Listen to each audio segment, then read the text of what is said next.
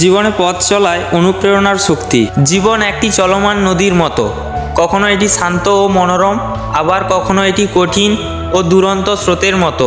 এই জীবনের পথে চলতে গেলে নানা ধরনের চ্যালেঞ্জ আসে, কিন্তু যে মানুষ নিজের লক্ষ্যে অবিচল থাকে সেই সফলতার স্বাদ পায়। আর এই কঠিন পথ পাড়ি দেওয়ার জন্য সবচেয়ে গুরুত্বপূর্ণ হলো মোটিভেশন বা অনুপ্রেরণা। 1 নম্বর, মোটিভেশনের প্রয়োজনীয়তা। অনুপ্রেরণা আমাদের জীবনে এক অপরিহার্য অংশ। এটি আমাদের জীবনের লক্ষ্য স্থির করতে, সঠিক পথে চলতে এবং চ্যালেঞ্জ মোকাবিলা করতে সাহায্য করে।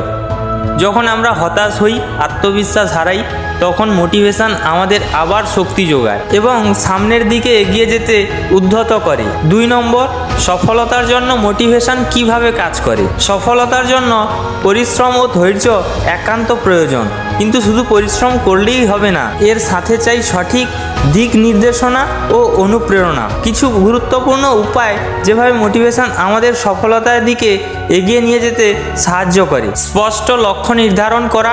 আপনি যদি জানেন কোথায় যেতে চান, তাহলে পথ খুঁজে নেওয়া সহজ হয়। অনুপ্রেরণা জাগ্রত করা।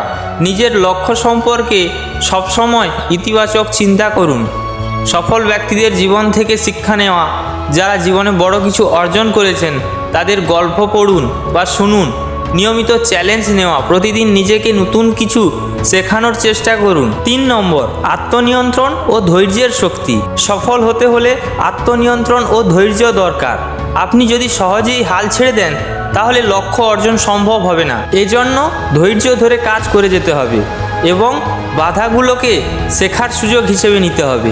4 নম্বর, কষ্ট ও ব্যর্থতা থেকে শিক্ষা নেওয়া। ব্যর্থতা জীবনের শেষ নয়, বরং এটি একটি নতুন শিক্ষার সুযোগ। বড় বড় সফল ব্যক্তিরাও জীবনে অনেকবার ব্যর্থ হয়েছেন, কিন্তু তারা হাল ছাড়েননি।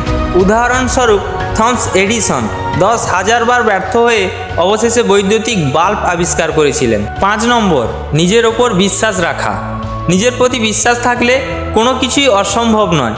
যদি আপনি ভাবেন যে আপনি পারবেন, তবে আপনি সত্যিই পারবেন। আত্মবিশ্বাসী হলো সফলতার চাবিকাঠি। উপসংহার: জীবনে কঠিন সময় আসবেই, কিন্তু সেগুলো পার করার জন্য চাই ধৈর্য, আত্মবিশ্বাস ও সঠিক মোটিভেশন। কোনো বাধাই চিরস্থায়ী নয়। শুধু নিজের ওপর বিশ্বাস রাখুন এবং নির্লস পরিশ্রম করুন। সফলতা একদিন আসবেই।